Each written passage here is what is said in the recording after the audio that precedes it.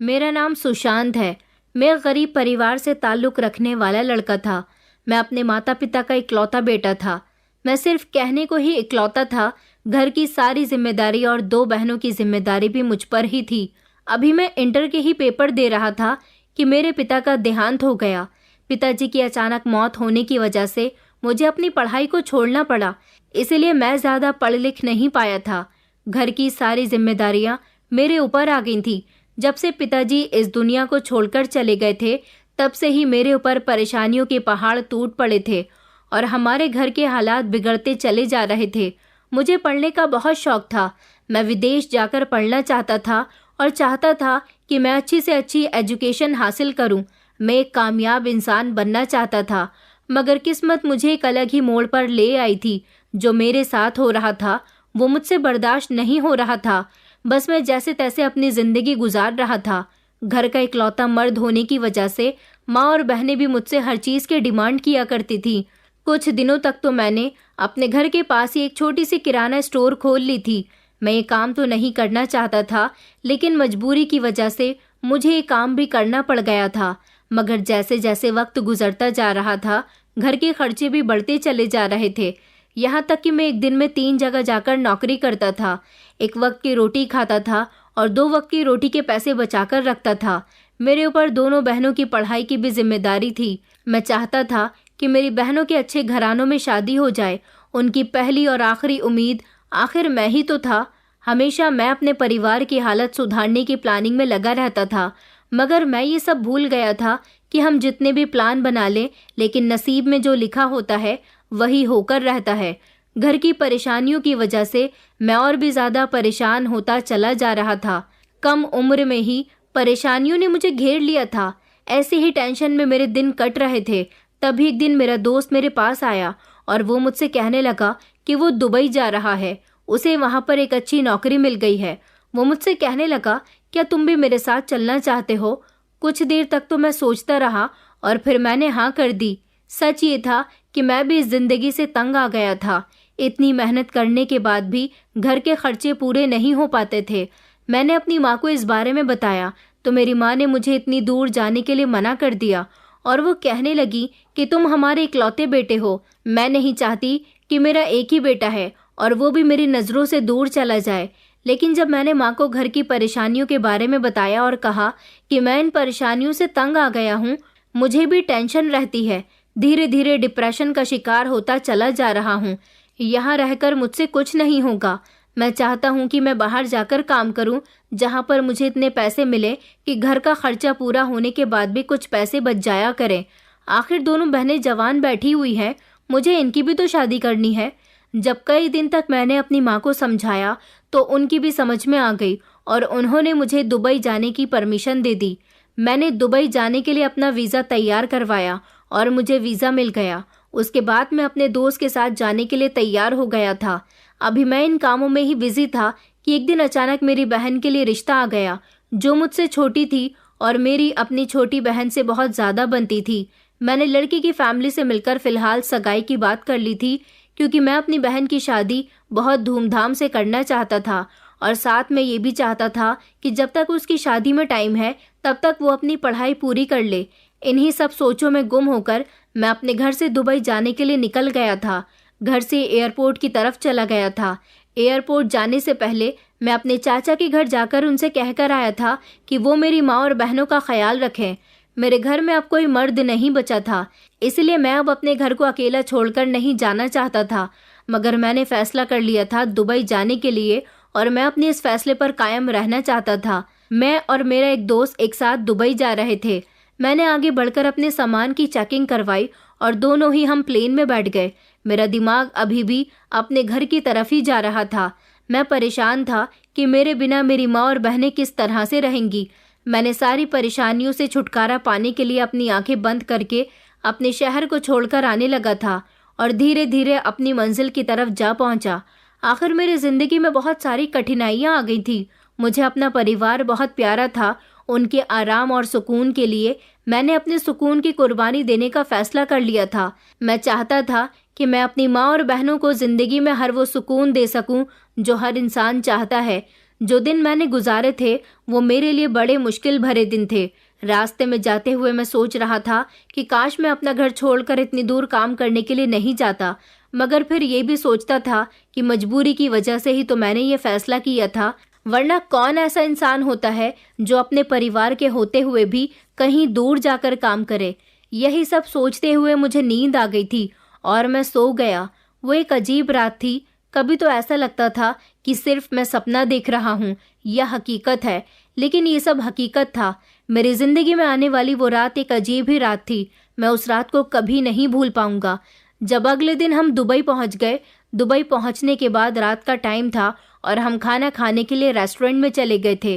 Restaurant में मैंने देखा कि एक बहुत ही खूबसूरत सी लड़की थी। वो लड़की देखते ही मुझे पसंद आ गई थी। न जाने उसमें ऐसा क्या था कि मैं उसकी तरफ खींचा चला जा रहा था। वो भी इस रेस्टोरेंट में बैठी हुई खाना खा रही थी। मुझे लगा कि शायद ये दुबई की रहने वाली है। अगले ही दिन जब मैं अपने काम से सेट हो गया और मैं अपने ऑफिस से बाहर निकला तो मैंने देखा कि वो लड़की एक शॉप के बाहर खड़ी हुई थी। उसे देखकर मैं भी उसी शॉप में चला गया और उसके बराबर में जाकर खड़ा हो गया था। वो काउंटर पर अपना बिल बनवा रही थी, मगर वो अपने पर्स में उलझी हुई थी। थोड़ी देर बाद उसने अपना सर उठाया तो उसके चेहरे पर परेशानी दिख रही थी। मैंने उस लड़की से पूछा कि क्या आपको कोई परेशानी है, तो वो कहने लगी कि मैं अपना पर्स कहीं भूल चुकी हूँ और मुझे सामान के पैसे भी देने हैं। मैंने उसकी मुश्किल देखते हुए उसके मना करने के बावजूद भी उसका बिल दे दिया। वो बार बार मेरा शुक्रिया अदा किए जा रही थी। शॉप के बाहर निकलने के बाद उसने मुझे अपना मोबाइल नंबर दिया और कहने लगी कि वो मुझे मेरे पैसे वापस लौटा देगी। उसने बताया कि वो इंडिया की ही है और वो यहाँ पर काम करने के लिए आई हुई है। वो चलते चलते ही मेरे साथ बात करती गई। हम दोनों आपस में बातें करते हुए एक साथ ही चल रहे थे। जब मैंने उससे पूछा तो तुम कहाँ रहती हो, तो उसने मुझे बताया कि वो पास की एक बिल्डिंग में रहती है और कहने लगी कि मुझे पता है कि आप भी वहीं जा रहे हो, क्योंकि रात मैंने आपको बिल्डिंग के बाहर देखा था। उस बिल्डिंग के काफ़ी सारे रूम खाली हैं। ज़्यादातर जॉब करने वाले लोग इस बिल्डिंग में ही ठहरते हैं। मैं तो मन ही मन बहुत खुश हो गया था, क्योंकि हम दोनों एक ही बिल्डिंग में रहते थे। ये बात तो मुझे उसके बताने पर पता चली थी। उसने बताया कि वो एक स्टूडेंट है और वो यहाँ पर काम भी करती है। उसका नाम दीप्ति है और वो पास ही के कॉलेज में पढ़ती है। बातों बातों में उसने बताया कि वो इंडिया से बिलोंग करती है और उसकी फैमिली इंडिया में ही रहती है और वो एक मध्यम परिवार से ताल्लुक़ रखती है। हम दोनों अब रोज़ ही मिलने लगे थे। मेरी आदत थी, मैं रोज़ डायरी लिखा करता था। दुबई भी मैं अपनी डायरी साथ लेकर गया था। जैसे ही मुझे टाइम मिलता था मैं डायरी लिखने के लिए बैठ जाता था। दुबई वाकई बहुत खूबसूरत शहर है। ऐसा लग रहा था जैसे यहाँ पर रहने वाले लोग बहुत ज़्यादा खुशकिस्मत हैं। मेरे लिए तो ये शहर अनजान था, लेकिन मेरा दोस्त यहाँ की थोड़ी बहुत जगह को जानता था, क्योंकि वो पहले भी यहाँ पर घूमने के लिए आया था। दुबई में हर तरफ खूबसूरत इमारतें बनी हुई थी। यहाँ पर रहना मुझे बहुत अच्छा लग रहा था। मेरा दोस्त और मैं एक ही बिल्डिंग के एक ही फ्लैट में रहते थे। हम दोनों रात को काम करने के बाद घूमने के लिए जाते थे और खाना होटल से ही खाते थे। हमारी नौकरी भी सेट हो गई थी। दूसरे दिन मैं अपनी शिफ्ट पूरी करके आ रहा था तो रास्ते में मुझे दीप्ति मिल गई। वो बहुत ज़्यादा सैड नज़र आ रही थी। मैं उसके करीब गया और उससे पूछा कि तुम यहाँ पर रास्ते में बैठकर क्या कर रही हो और इतनी परेशान क्यों लग रही हो। तो उसने मुझे बताया कि उसके पेरेंट्स के बीच में बहुत बड़ा झगड़ा हुआ है। मैंने उसे अपने साथ आने को कहा और कहा कि तुम परेशान मत हो, मैं तुम्हारे पेरेंट्स से बात करूँगा, तुम उनसे मेरी फ़ोन पर बात करवा देना, मैं उनको समझाने की कोशिश करूँगा। मेरी बात सुनकर उसने मेरी तरफ देखा और कहने लगी कि तुम उन्हें कुछ भी नहीं समझा सकते। उसकी बात सुनकर मैं उसे तसल्ली के सिवा कुछ नहीं दे सकता था। फिर कुछ दिन तक वो मुझे बिल्डिंग में नज़र ही नहीं आई। जो लड़की उसके साथ फ्लैट पर रहा करती थी, मैंने उस लड़की से उसके बारे में इन्फॉर्मेशन ली तो उसने मुझे बताया कि दीप्ति अपने पेरेंट्स के पास चली गई है। ये बात सुनकर मुझे बहुत बुरा लगा था। उसे मुझे बताना तो चाहिए था कि वो अपने माँ बाप के पास वापस जा रही है। वो बिना कुछ बताए ही चली गई थी। और आखिर वो मुझे बताती भी क्यों? आखिर हमारा कौन सा रिश्ता था जो वो मुझे बताकर जाती? फिलहाल कुछ दिन तक मैं उसके बारे में सोचता रहा कि ना जाने क्यों इस तरह से वो अचानक यहाँ से चली गई। मुझे ख्याल आया कि शायद उसके यहाँ से जाने की वजह उसके पेरेंट्स हों। अभी हमें यहाँ पर आए हुए कुछ ही दिन हुए थे, इसलिए हमारी जॉब कुछ ठीक नहीं चल रही थी और हमें सैलरी भी बस मामूली सी ही मिलती थी। मैं बचत करने की बहुत कोशिश करता था, लेकिन खर्चे थे कि ख़त्म होने का नाम ही नहीं लेते थे। हम लोग रेंट पर उस फ्लैट में रहा करते थे। फ्लैट का रेंट भी होता था और खाने के लिए भी पैसे देने पड़ते थे और कोई ना कोई नया खर्चा भी निकल ही आता था। मैं हमेशा बचत करने के बारे में सोचता था। कभी माँ फ़ोन करके कहती कि किसी की शादी में लेन देन करना है तो उनको भी ज़्यादातर पैसे देने पड़ते थे ताकि वो अच्छी तरह से अपने खर्चे को पूरा कर सके। धीरे धीरे मुझ पर और भी ज़्यादा जिम्मेदारियां बढ़ती चली जा रही थी। मैं चाहता था कि मेरी सैलरी बढ़ जाए और मुझे दुबई आने पर कुछ प्रॉफिट होने लगे, लेकिन प्रॉफिट नहीं हो पा रहा था। मेरे पास पैसों की बचत नहीं हो पा रही थी। हर तरफ से मुझे मुश्किलों ने घेर लिया था। उन्हीं दिनों की बात है, एक दिन जब मैं बिल्डिंग की लिफ्ट में जा रहा था तो मुझे दीप्ति दिखाई दे गई। मैंने उसे रोका और पूछने लगा कि तुम कहाँ पर चली गई थी। तो उसने मुझे बताया कि उसके माता पिता के बीच बहुत बड़ा झगड़ा हो गया था, इसलिए वो अपने घर चली गई थी। वो पूरे 1 महीने में इंडिया से दुबई वापस आई थी। उसने मुझे बताया कि उसके पिता चाहते हैं कि वो नौकरी करे और उसकी माँ चाहती है कि वो पढ़ाई करे। यहाँ पर रहकर तो वो दोनों काम कर रही थी, लेकिन उसके माँ और पिता चाहते थे कि वो कोई एक ही काम करे। मैंने उससे कहा कि तुम क्या करना चाहती हो, तो उसने मुझे बताया कि वो पढ़ना चाहती है और साथ में पार्ट टाइम जॉब भी करना चाहती है। हम दोनों काफ़ी देर तक बातें करते रहे। उसने मुझे बताया कि 2 दिन के बाद वो उसके माता पिता भी दुबई आकर उसके साथ इस फ्लैट में रहने वाले हैं। जब उसके माता पिता भी दुबई आ गए तो उसने मुझे अपनी माँ से मिलवाया। मैं दीप्ति को देखकर बहुत खुश हो गया था, क्योंकि मेरा उससे अच्छा टाइम पास होता रहता था। कुछ वो अपनी सुनाती थी और कुछ मैं उसको अपनी सुनाता था। हम दोनों एक दूसरे के बहुत अच्छे दोस्त बन गए थे। मुझे अपने फ्लैट में अपनी माँ से मिलवाने के लिए ले गई थी वो। मैंने उसकी माँ को पहचानने की कोशिश की कि उसके बावजूद भी मैं उसकी माँ को पहचान नहीं सका। आखिरकार मैंने उनसे पूछ लिया कि मैंने आपको कहीं देखा है, लेकिन मैं आपको पहचानने की कोशिश कर रहा हूँ। तो वो मेरी बात सुनकर हंसने लगी और कहने लगी कि बेटा, मैंने तुम्हें पहले कभी नहीं देखा। इंडिया बहुत बड़ा है। मुझे नहीं पता कि तुम कहाँ पर रहते हो और तुम्हें भी तो नहीं पता कि हम कहाँ पर रहते हैं, इसलिए तुम मुझे कैसे जान सकते हो। वो सही कह रही थी। काफी दिनों तक मेरी आंखों के सामने से दीप्ति की माँ का चेहरा नहीं जा रहा था। एक दिन नाइट शिफ्ट से मैं घर वापस लौट रहा था तो रास्ते में अचानक मुझे शोर की आवाज़ सुनाई दी। मैंने आगे जाकर देखा तो किसी का एक्सीडेंट हो गया था। एक लड़की ज़मीन पर पड़ी हुई थी। मैं तेज़ी से आगे बढ़कर उस लड़की को अस्पताल ले गया और उस लड़की को आईसीयू में एडमिट करवा दिया। काफ़ी देर तक मैं उस लड़की के होश में आने का इंतज़ार करता रहा। नर्स ने आकर मुझे बताया कि वो लड़की होश में आ गई है, आप उनसे मिल सकते हो। मेरा दिल बहुत ज़ोर ज़ोर से धड़क रहा था। जब मैं कमरे में दाखिल हुआ तो वो लड़की मुझे देखकर मुस्कुराने लगी और कहने लगी कि आपका बहुत बहुत शुक्रिया, आपने मेरी जान बचा ली। मैंने उस लड़की से कहा कि कोई बात नहीं, इंसानियत के नाते ही मेरा फ़र्ज़ बनता है। थोड़ी देर के बाद वो लड़की आंखें बंद करके लेट गई। मैंने उसकी तरफ देखा। वो लड़की बहुत ही खूबसूरत थी। मेरी नज़र उसके बालों पर पड़ी तो उसके बाल लंबे घने काले थे और वो लड़की भी बहुत गोरी थी। मेरी नज़र उस लड़की के चेहरे से नहीं हट रही थी। मैं हॉस्पिटल में रुककर ही उसके होश में आने का इंतज़ार करने लगा था। सारी रात उसको सोते हुए गुजर गई थी और अगले दिन मैंने ऑफिस की छुट्टी कर ली थी। मैंने सारी रात उसकी देखभाल में गुजार दी। सुबह जब वो होश में आई तो मुझे अपने सामने देखकर हैरान रह गई थी। उसने कहा कि मुझे ऐसा लगा कि आप यहाँ से चले गए होंगे, लेकिन वो मेरी आदत से बहुत ज़्यादा इम्प्रेस हुई थी। मैंने भी उसकी देखभाल करने में कोई कमी नहीं छोड़ी थी। 3 दिन बाद वो अस्पताल से डिस्चार्ज हो गई तो मैं उसे उसके घर छोड़ने के लिए चला गया था। वो भी एक फ्लैट में ही रहती थी, लेकिन उसका फ्लैट मेरे फ्लैट से बहुत अच्छा था। मैंने उसको उसके कमरे तक पहुंचने में मदद की। फिर उसके घर के किचन में जाकर मैंने उसके लिए कुछ खाने का बनाया। शाम से पहले वो दवाई लेकर सो गई थी। धीरे धीरे हमारी मुलाकातें बढ़ने लगी। उसका नाम सोनिया था। वो धीरे धीरे मेरे दिल में अपनी जगह बनाने लगी थी। मुझे उससे प्यार हो गया था। अब मुझसे उसके बिना रहना मुश्किल हो गया था और आखिरकार मैंने उसे एक दिन अपने दिल की बात कह दी। वो भी मुझसे प्यार करने लगी थी और उसने जवाब में मेरे प्यार को एक्सेप्ट कर लिया। ये सुनकर मैं बहुत ज़्यादा खुश हुआ था।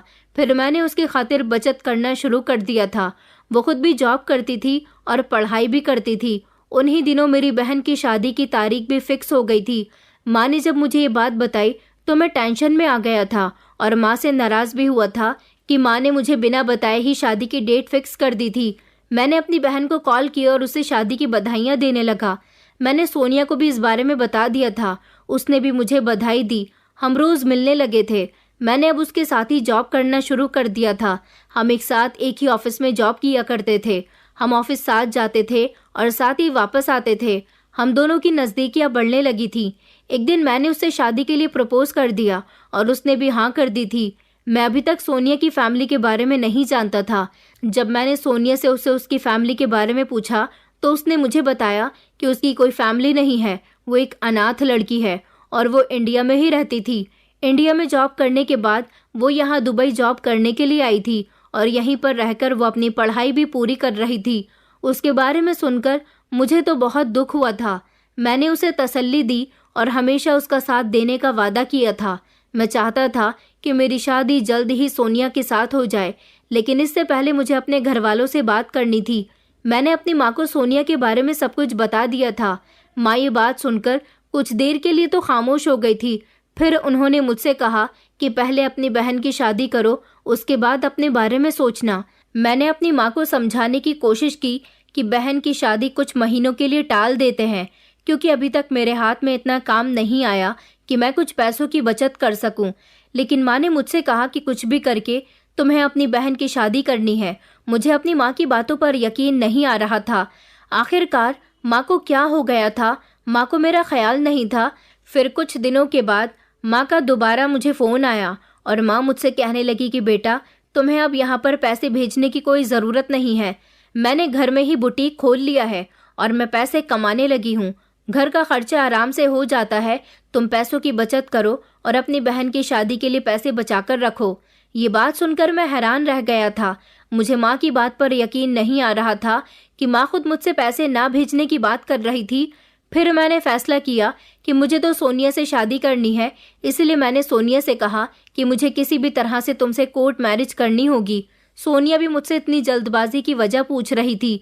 मैंने उससे कहा कि बस मैं तुमसे बहुत प्यार करता हूँ और तुमसे अब शादी करना चाहता हूँ, इसलिए हम जल्द ही कोर्ट मैरिज कर लेंगे। और सोनिया शादी के लिए मान गई थी। मैंने दुबई में ही सोनिया से कोर्ट मैरिज कर ली और अपने दोस्त को भी इस बारे में बता दिया था। मैं अपने दोस्त पर बहुत भरोसा करता था, इसलिए मुझे पता था कि वो मेरे घर तक मेरी शादी की खबर नहीं पहुंचाएगा।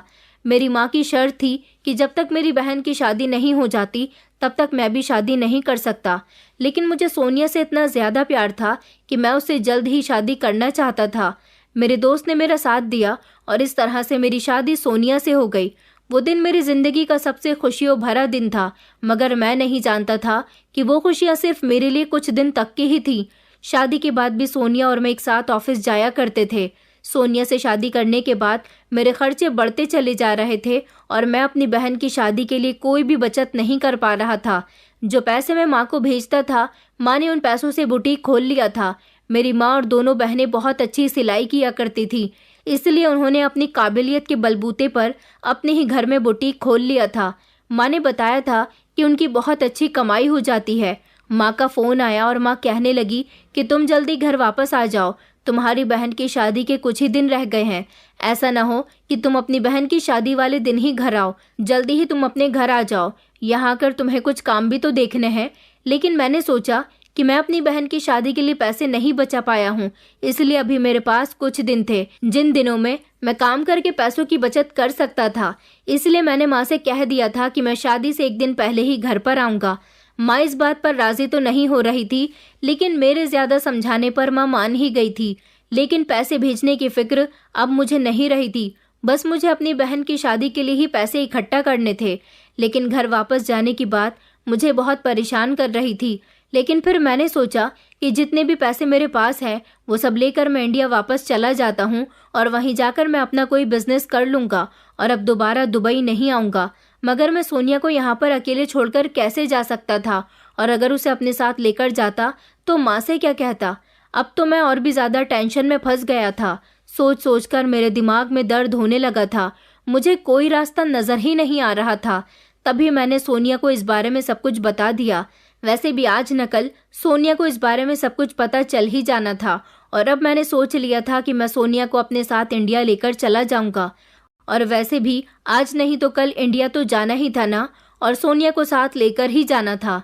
मैंने सारी बात सोनिया को बता दी। सोनिया ने मुझसे कहा कि तुम्हारी बहन की शादी है, अभी तो तुम चले जाओ, जब हालात ठीक हो जाएंगे तो मुझे लेकर चले जाना। लेकिन मैंने सोनिया से कहा कि मैं तुम्हें यहाँ अकेला छोड़कर कैसे जा सकता हूँ। सोनिया कहने लगी कि मैं यहाँ पर पहले भी अकेली रहती थी, कोई बात नहीं, तुम जल्दी वापस आ जाना। सोनिया को छोड़कर जाने को मेरा दिल तो नहीं मान रहा था, मगर मजबूरी में मुझे ये फैसला करना पड़ गया। मैंने 15 दिन की वापसी की टिकट बुक करा ली थी और जाने की तैयारी करने लगा था। अगले ही दिन मुझे इंडिया जाने के लिए दुबई से निकलना था। मैं काफ़ी टाइम के बाद अपने घर वापस जा रहा था। एक तरफ घर वालों से मिलने की खुशी थी, तो एक तरफ सोनिया को यहाँ पर छोड़कर जाने का दुख था। वो भी काफ़ी सैड नज़र आ रही थी। दुबई के सारे दोस्त भी मुझसे मिलने के लिए आए थे, मगर सब मैं एक इंसान को भूल गया था। वो थी दीप्ति, जो काफ़ी दिनों से मुझे नज़र नहीं आ रही थी। न जाने वो बिल्डिंग में रहते रहते कहाँ गायब हो जाती थी। यहाँ तक कि मैं उसे अपनी शादी के बारे में भी बताना भूल गया था और मुझे उससे मिले हुए भी काफ़ी दिन हो गए थे।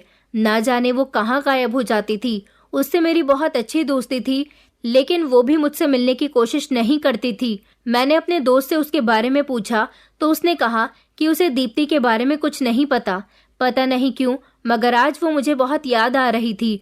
न जाने वो कहाँ चली गई थी। यही सब सोचते हुए मैं एयरपोर्ट की तरफ चला गया और मेरा दोस्त भी मेरे साथ मुझे छोड़ने के लिए एयरपोर्ट तक आया था। एयरपोर्ट की तरफ जाते हुए रास्ते में मैंने उससे कहा कि सोनिया का ख्याल रखना और दीप्ति के बारे में कुछ भी पता चले मुझे फ़ौरन ही फ़ोन करके बता देना। मेरी बात सुनकर मेरे दोस्त ने कहा कि तुम टेंशन मत लो, मैं तुम्हें बता दूंगा और सोनिया का भी ख्याल रखूंगा। उसके बाद मैं फ़्लाइट में बैठ गया और अपने घर चला गया। जैसे ही मैं अपने घर पर गया तो मेरी माँ मुझे देखकर हैरान रह गई थी। घर में शादी की तैयारी चल रही थी। माँ मुझसे गले लगकर खूब रोने लगी। मेरी दोनों बहनें भी मुझसे गले मिलकर रोने लगी। न जाने क्यों मेरी बहनें और मेरी माँ इतना रो रही थी। ये उनकी खुशी के आंसू थे या फिर कोई और बात थी। दूसरे दिन मेरी बहन की शादी थी। मुझे अपनी बहन की शादी खूब धूमधाम से करनी थी। जितने भी पैसे मेरे पास थे मैंने सब माँ को दे दिए। माँ पैसे देखकर बहुत खुश हो गई थी। जैसे ही अगला दिन शादी का आया तो मैं शादी हॉल में कामों में बिजी था। जैसे ही मेरी नज़र सामने की तरफ पड़ी, देखकर मैं हैरान रह गया और मेरे पैरों तले तो जैसे ज़मीन निकल गई।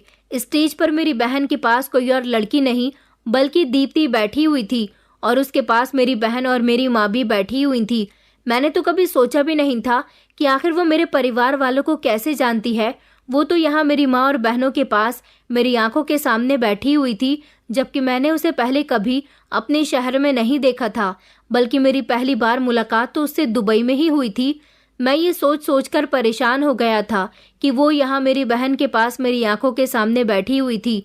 वो मेरी बहन के ससुराल वालों की तरफ से भी नहीं थी, क्योंकि मैं उसके ससुराल वालों को जानता था। उसे देखकर मैं शॉक खड़ा का खड़ा रह गया। मुझे समझ नहीं आ रहा था कि मैं क्या करूं।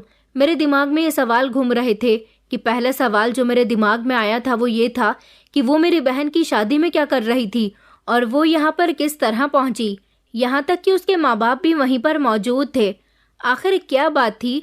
क्या उसने मेरे घर वालों को मेरी और सोनिया की शादी के बारे में बता दिया था? लेकिन ऐसा नहीं हो सकता। वो तो खुद मेरी शादी के बारे में जानती नहीं थी, मगर शायद वो हमारे प्रपोजल के बारे में जानती थी।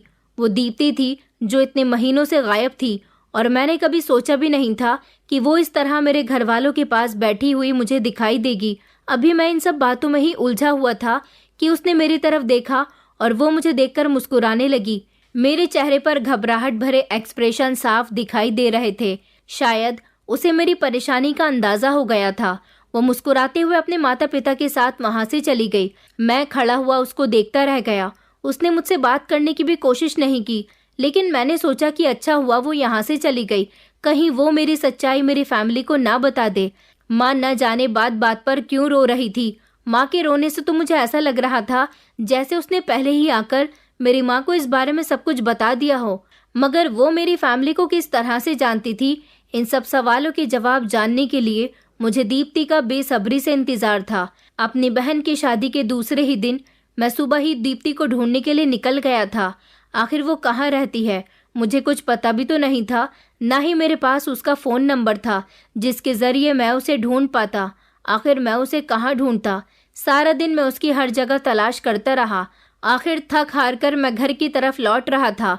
वो मुझे कहीं भी नहीं मिली थी, फिर आखिरकार मैंने फैसला कर लिया कि मुझे दीप्ति के बारे में मेरी माँ ही बता सकती है कि आखिर वो है कौन और मेरी फैमिली को कैसे जानती है। मैं घर की तरफ जाने लगा। घर जाने के बाद डिनर किया और डिनर करते हुए बातों ही बातों में मैंने माँ से दीप्ति के बारे में पूछा।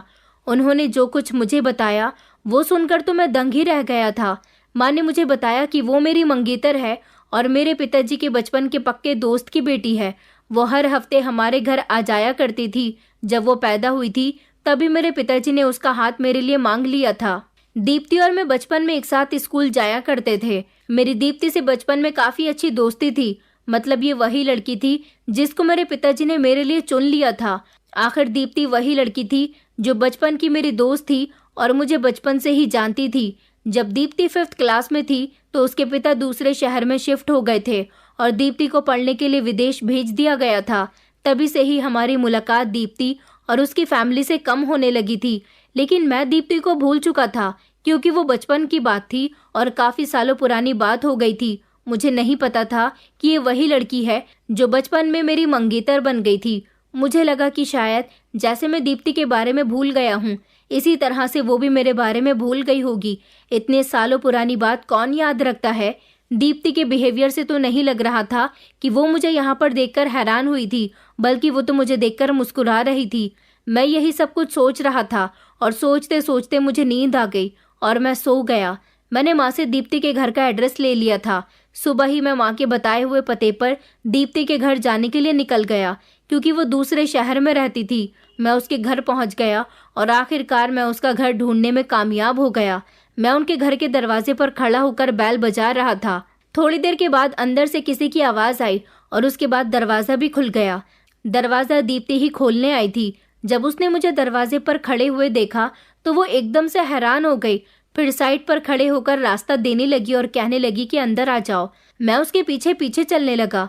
अंदर एक कमरे में जाकर उसने मुझे बैठने के लिए कहा और खुद भी मेरे सामने बैठ गई। मैंने दीप्ति की तरफ देखा और बात करना शुरू किया। मैंने दीप्ति से कहा कि दीप्ति, आखिर तुम कहाँ थी और इस तरह से तुम यहाँ पर क्या कर रही हो? अगर तुम यहाँ पर रहती हो और मेरी फैमिली को जानती हो तो तुमने इस बारे में मुझे क्यों नहीं बताया? तुमने आखिर मुझसे इतनी बड़ी बात क्यों छुपाई?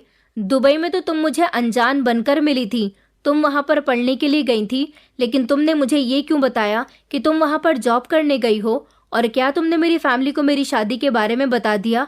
वो मेरी तरफ देखने लगी और मुस्कुराने लगी। उसने मुझसे कहा कि नहीं, मैंने तुम्हारी फैमिली को कुछ भी नहीं बताया और ना ही कभी बताऊंगी। ये बात सुनकर मुझे तसल्ली हो गई थी। मैंने दीप्ति से कहा कि दीप्ति, तुमने मुझे बताया क्यों नहीं कि तुम मेरी बचपन के दोस्त हो और हम दोनों का रिश्ता बचपन में ही तय हो गया था। तुम्हारे फादर और मेरे फादर एक दूसरे के बहुत अच्छे फ्रेंड्स हैं। हम दोनों भी बचपन में एक साथ स्कूल में पढ़ने जाते थे। आखिर तुमने इतनी सारी बातें मुझसे क्यों छुपाई? दीप्ति कहने लगी, क्योंकि मैं तुम्हें इस बारे में नहीं बताना चाहती थी, क्योंकि ये बात बहुत पुरानी है। इस बात पर बात करने से कोई फायदा नहीं है। वैसे भी अब इस बात से कोई फर्क नहीं पड़ता।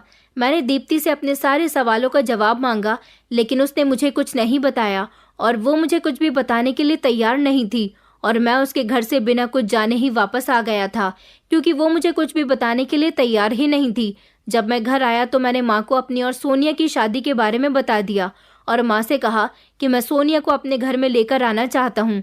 माँ ने कहा कि अब जब तुमने शादी कर ही ली है तो फिर तुम अपनी पत्नी को यहाँ पर ला सकते हो। मुझे इंडिया आए हुए जब 15 दिन हो गए तो मैं फौरन ही दुबई के लिए निकल गया। दुबई जाकर मैं सोनिया को लेकर दोबारा इंडिया वापस आ गया। मेरी माँ को सोनिया बहुत पसंद आई थी और वो बहुत जल्दी मेरे परिवार के साथ एडजस्ट हो गई थी। माँ भी सोनिया से काफ़ी इम्प्रेस हुई थी। सोनिया आखिर थी ही ऐसी सबका दिल जीत लेने वाली लड़की। कुछ दिनों के बाद पता चला कि मेरी छोटी बहन का भी रिश्ता आया है और अब मेरी छोटी बहन ही शादी के लिए बची थी। मैं इस जिम्मेदारी से भी फ्री हो जाना चाहता था।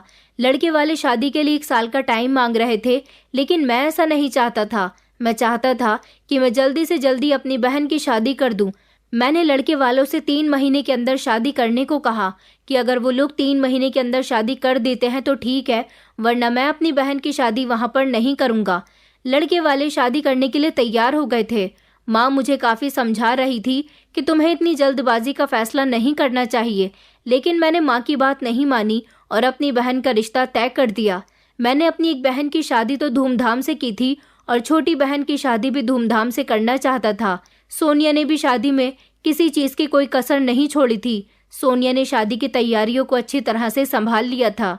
आया तो मैं यहाँ पर अपना कारोबार सेट करने के लिए था, मगर मुझे शादी की तैयारियों में अपना कारोबार सेट करने का मौका ही नहीं मिल पा रहा था। आज मेरी बहन की शादी थी और पूरा घर मेहमानों से भरा हुआ था। मैं अपनी बहन से मिलने के लिए कमरे में गया तो वहाँ उसके पास ही दीप्ति भी बैठी हुई थी। उसने एक नज़र मुझे उठाकर देखा और कमरे से बाहर निकल गई। मैंने उसे बाहर जाते हुए देख लिया था और मैं सोचने लगा कि ये कैसी अजीब लड़की है। उसने एक बार भी मुझसे किसी बात का शिकवा नहीं किया, वरना ऐसी लड़कियां जो बहुत हंगामा करती हैं। मैंने पीछे मुड़कर देखा तो मेरे पीछे सोनिया खड़ी हुई थी। वो मुझे देखकर मुस्कुराने लगी। सोनिया कहने लगी कि हम दोनों बैठकर बातें करते हैं। मैं उसके साथ चला गया और हम दोनों बैठकर बातें करने लगे। मैं सोनिया के साथ बहुत खुशी खुशी जिंदगी गुजार रहा था। वो दिन मेरी जिंदगी का सबसे बेहतरीन दिन था, क्योंकि मैं अपनी दोनों बहनों की जिम्मेदारी से निपट चुका था। शादी के सारे फंक्शन बहुत अच्छे गुजर गए और मैंने अपनी बहन की शादी खूब धूमधाम से की। माँ मुझसे कुछ नहीं कह रही थी। उन्होंने सोनिया को एक्सेप्ट कर लिया था। मेरा इरादा अब यहीं पर रहकर कुछ करने का था। मैंने अपना बिजनेस सेट करने के बारे में सोचा। कुछ पैसे मेरे पास थे, कुछ माँ ने और सोनिया ने मुझे दे दिए थे। बहन की शादी के बाद मैंने अपना बिजनेस शुरू कर लिया। कुछ वक्त के बाद मेरा बिजनेस अच्छा चलना शुरू हो गया। मेरी लाइफ काफ़ी अच्छी गुजर रही थी, सब कुछ सही चल रहा था। एक दिन अचानक मेरे पास दीप्ति आ गई और मुझसे कहने लगी कि मैं हमेशा हमेशा के लिए अपने पेरेंट्स के साथ दुबई जा रही हूँ और अब वापस कभी यहाँ पर नहीं आऊँगी। ये सुनकर मैं और भी ज़्यादा परेशान हो गया था। अगले दिन जब मैं उसके घर पर उससे मिलने के लिए गया तो वो अपने घर पर ही मौजूद थी। अभी तक उसने मेरे सारे सवालों का जवाब नहीं दिया था। मैं उसके घर अपने सवालों के जवाब लेने के लिए गया था। मैंने उससे पूछा कि उसने आगे के बारे में क्या सोचा है। उसने कहा कि जो कुछ हमारे पेरेंट्स ने हमारे लिए सोचा था वो बड़ों का फैसला था, जो हमारे बचपन में किया गया था, मगर अब हम बड़े हो गए। तुमने भी शादी कर ली है और मेरी भी शादी कहीं ना कहीं हो जाएगी, लेकिन मैं अभी शादी नहीं करना चाहती। मैं जॉब करके अपना करियर बनाना चाहती हूँ। दीप्ति कहने लगी कि मैं नहीं चाहती कि सोनिया को हमारे बारे में पता चले। दीप्ति की पूरी बात सुनकर मैंने उससे कहा, अगर तुम ये बात मुझे पहले ही बता देती तो आज ऐसी नौबत नहीं आती।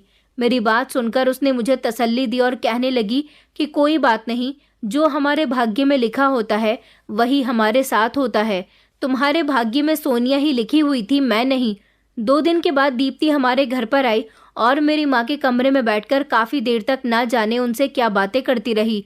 फिर जब वो माँ के साथ बाहर निकली तो उसके चेहरे से ऐसा लग रहा था जैसे वो परेशान है। मैंने माँ की तरफ देखा तो माँ की आंखों में मुझे शिकवा नजर आ रहा था। मैंने नज़र झुका ली। मेरी माँ ने मुझसे कहा कि जब तुमने मुझे अपनी शादी के बारे में बताया था कि तुम शादी करना चाहते हो, इसलिए मैंने तुमसे तुम्हारी बहन की शादी का बहाना करके तुम्हें शादी करने के लिए रोक दिया था। लेकिन मुझे नहीं पता था कि तुम मेरी इजाज़त के बिना भी चोरी चुपके शादी कर सकते हो। मैंने माँ से कहा, माँ आप मुझे इस समय ये सब कुछ बता भी तो सकती थी। अगर आप उस दिन बता देती कि दीप्ति मेरी मंगेतर है तो मैं कभी सोनिया से शादी नहीं करता। मैंने माँ की आंखों में देखा तो माँ इस बात से काफ़ी दुखी थी। दीप्ति के जाने पर सबको बहुत अफसोस हो रहा था। दीप्ति और उसकी फैमिली हमसे मिलकर एयरपोर्ट के लिए निकलने वाले थे। मैं उन्हें छोड़ने के लिए जा रहा था। सारे रास्ते हमारे बीच कोई बात नहीं हुई थी। मुझे ऐसा लग रहा था जैसे दीप्ति के पेरेंट्स भी मुझसे नाराज़ हैं। मुझ में उनसे बात करने की हिम्मत नहीं थी। एयरपोर्ट पहुंचकर मैंने गाड़ी रोकी और उनके सामान उतारने में उनकी हेल्प करने लगा। सब अंदर जाने लगे और दीप्ति ने सामान रखकर मेरे हाथ में एक लेटर दिया। मैंने उसकी तरफ देखा तो उसने कहा कि ये तुम्हारे लिए है और उसकी आंखों में आंसू साफ नजर आ रहे थे। ये कहकर वो अंदर चली गई। मैं गाड़ी में बैठा और बैठकर उस लेटर को पढ़ने लगा। उस लेटर में लिखा हुआ था कि जब तुम ये लेटर पढ़ रहे होगे तब तक मैं बहुत दूर जा रही होंगी। मैंने जब पहली बार दुबई में तुम्हें देखा था मैं तब ही तुम्हें पहचान गई थी। मैंने तुम्हें 15 साल बाद देखा था। मैं हमेशा तुम्हारी माँ से फ़ोन पर बातें करती रहती थी और तुम्हारी माँ तुम्हारी फ़ोटोज़ मुझे भेजती रहती थी। एक दिन उन्होंने मुझे बताया कि तुम दुबई जा रहे हो, मगर मुझे ये नहीं पता था कि तुम दुबई में कब तक पहुँचोगे। मैं दुबई में ही पढ़ती थी, इसलिए मैं वहाँ पर रहकर तुम्हारा इंतज़ार करने लगी। फिर जब मैंने तुम्हें वहाँ उस शॉप पर देखा तो मैं समझ गई थी कि तुम दुबई पहुँच चुके हो और मेरी आंखों के सामने खड़े हो। मैं तुम्हें वहाँ पर देखकर बहुत खुश हो गई थी। आखिर मैं अपने बचपन के दोस्त से इतने सालों के बाद जो मिली थी। मैंने तुम्हें नहीं बताया कि मैं दीप्ति हूँ और तुम्हारे बचपन की दोस्त हूँ, और धीरे धीरे मैंने तुमसे वहाँ पर भी दोस्ती कर ली। हम दोनों एक दूसरे के बहुत अच्छे दोस्त बन गए थे। तुम तो हमारी मुलाकातों को दोस्ती का नाम देते थे और मैं मोहब्बत का नाम देने लगी थी। तुम्हारे साथ गुजरे हुए हर लम्हे मुझे हमेशा याद रहेंगे। मैं तुमसे प्यार करने लगी थी, लेकिन तुम्हें बताने से डरती थी। कभी तुमने मेरी आंखों में गौर से नहीं देखा। मैं वही दीप्ति थी जो तुम्हारे साथ बचपन में खेलती थी। मैं चाहती थी कि तुम खुद मुझे पहचान जाओ, लेकिन तुमने कभी मुझे पहचानने की कोशिश ही नहीं की। तुम्हें याद है, एक दिन तुमने मुझसे कहा था कि तुम बहुत परेशान हो और तुम चाहते हो कि तुम्हें कहीं दूसरी जगह भी नौकरी मिल जाए। इसलिए मैंने तुम्हें उस जॉब के बारे में बताया था। वहाँ पर मेरी दोस्त भी काम करती थी, और मेरी दोस्त का नाम सुनकर तुम हैरान रह जाओगे। सोनिया मेरी दोस्त है। सोनिया तुम्हारे और मेरे बारे में सब कुछ जानती है। एक दिन मेरे माता पिता के बीच झगड़ा हो गया था और मैं वहाँ से तुम्हें कुछ बताए बिना ही चली गई थी, तो तुम मुझे तलाश कर रहे थे। जब मैं इंडिया से वापस दुबई गई तो मैंने तुम्हें सोनिया के साथ देखा। तुम शायद नहीं जानते थे कि सोनिया मेरी बहुत अच्छी दोस्त है। दुबई में मेरी सोनिया से बहुत अच्छी दोस्ती हो गई थी। सोनिया मेरी क्लास फेलो भी थी। मैंने जब सोनिया को तुम्हारे बारे में बताया तो मैंने उससे वादा किया था कि तुम कभी भी सुशांत को ये जाहिर नहीं होने दोगी कि तुम्हें मेरे और सुशांत के बारे में सब कुछ पता है। सोनिया को भी तुमसे प्यार हो गया था। सोनिया ने बहुत मुश्किल जिंदगी गुजारी है। वो एक अनाथ लड़की है। मेरे तो माता पिता हैं और दुनिया में काफ़ी सारे रिश्तेदार भी हैं जिनके सहारे मैं जिंदा रह सकती हूँ। उस बेचारी का इस दुनिया में कोई नहीं है। शायद उसकी किसी से शादी हो जाए तो वो उसे खुश रख पाता भी या नहीं, लेकिन जब मुझे तुम्हारे बारे में पता चला तो मैं खुश हो गई थी। मेरी दोस्त को एक अच्छा हमसफ़र मिलने वाला था और फिर मैं दोबारा दुबई से इंडिया आ गई थी। मैं नहीं चाहती थी कि कभी तुम्हें ये बात पता चले कि मैं तुमसे प्यार करती हूँ। ये सुनने के बाद तुम्हें अफसोस हो, लेकिन अब तो तुम्हारी शादी सोनिया से हो गई। अब तुम पर कोई फर्क नहीं पड़ेगा। तुम अपनी जिंदगी आराम से सोनिया के साथ गुजारो। मैं तुमसे बेशक प्यार कर बैठी थी, मगर मुझे ज़बरदस्ती का रिश्ता कभी भी नहीं चाहिए था। इसलिए मैं तुम्हारी ज़िंदगी से बहुत दूर जाना चाहती हूँ। शायद मेरे लिए भी ज़िंदगी के किसी मोड़ पर कोई अच्छा हमसफ़र होगा। उम्मीद करती हूँ कि तुम मुझे ये सब कुछ छुपाने पर माफ़ कर दोगे, और हाँ, मेरी दोस्त का हमेशा ख्याल रखना। दीप्ति का ये लेटर पढ़कर मेरी आंखों में आंसू आ गए थे। वो सब कुछ जानती थी, मगर उसने कभी भी मुझे ये एहसास नहीं होने दिया कि वो मुझसे प्यार करती है। ये बात मुझे क्यों नहीं पता चली। मैं कितनी ही देर तक उस लेटर को अपने हाथ में लिए रो रहा था कि वो सोनिया के कितने करीब थी और मुझे पता भी नहीं चला। और सोनिया भी उसे मेरे घर में देखकर अनजान बनती रही ताकि मुझे उसके बारे में पता न चल जाए। उस टाइम मैं खुद को दुनिया का सबसे बेवकूफ़ इंसान समझ रहा था। आज भी मुझे दीप्ति की बहुत याद आती है। वैसे तो मैं सोनिया के साथ बहुत खुश हूँ, लेकिन मुझे ऐसा लगता है जैसे मैंने दीप्ति के साथ बहुत बड़ी नाइंसाफ़ी कर दी थी। मुझे पता चला कि दीप्ति ने दुबई में अपना करियर बना लिया है और आज वो अपनी ज़िंदगी में बहुत खुश है। मैं भी अपनी पत्नी के साथ बहुत खुश हूँ और कोशिश करता हूँ कि पुरानी सारी बातें भूल जाऊँ। दोस्तों, उम्मीद करती हूँ आपको हमारी कहानी पसंद आई होगी।